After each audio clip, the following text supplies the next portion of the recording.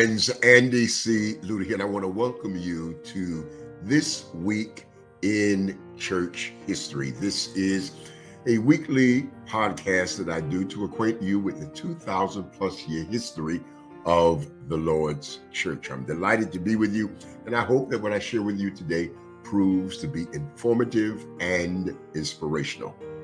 This week in church history, the year would be 1687, and this week, James II signed the Declaration of Indulgences in Great Britain. Now, this document is sometimes referred to as the Declaration of Conscience. James II was actually the son of Charles II. He was the grandson of Charles I. And of course, between the reign and the rule of Charles I and Charles II, there is this period of time when Oliver Cromwell would serve as the ruling power in Great Britain. However, the Stuart dynasty would be restored with Charles II and the son of Charles II, which would have been James II, comes to power. He is also the great-grandson, and I think that you'll find this of note and of interest. He is the great-grandson of James I of England, who is also James VI of Scotland. That's right.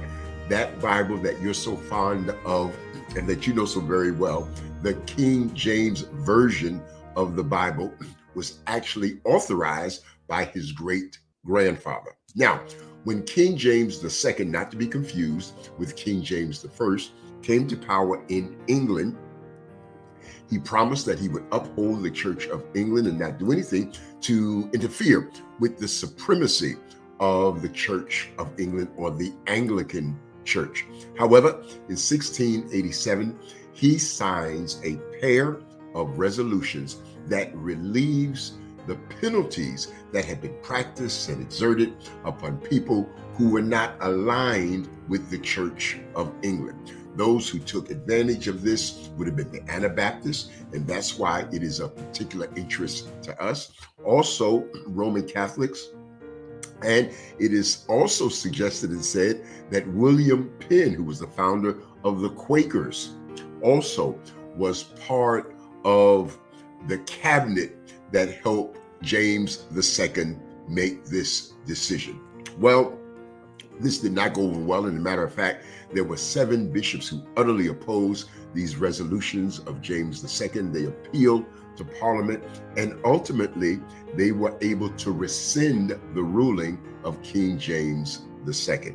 King James II, consequently, his rule and his reign did not end well. And even though his own son, which would have been James III, was scheduled to follow him as king, Parliament intervened and turned the monarchy of England over to his daughter, which was Mary, along with her husband, William. And so the college that you're probably familiar with, William and Mary in this country, was named after that royal pair.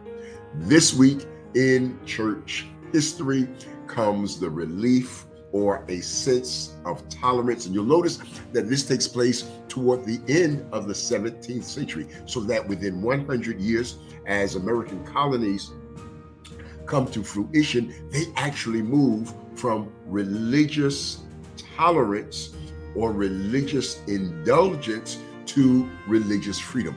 And the reason this document is so important to us today is that we take for granted the liberty and the conscience that we have to worship the way that we would like and to participate in whatever faith community that we would like.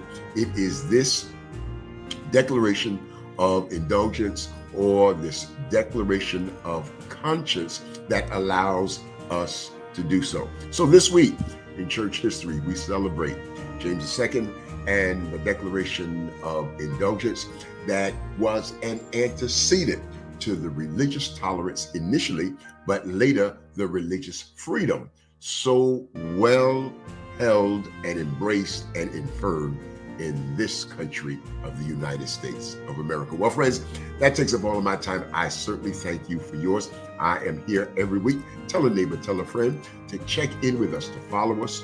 Our podcasts are available wherever you normally receive your podcast, and we have a YouTube channel as well. So until next time, do know God loves you. I love you. Look forward to seeing you soon. So go in peace, go in joy, go in love, and go in happiness. Why?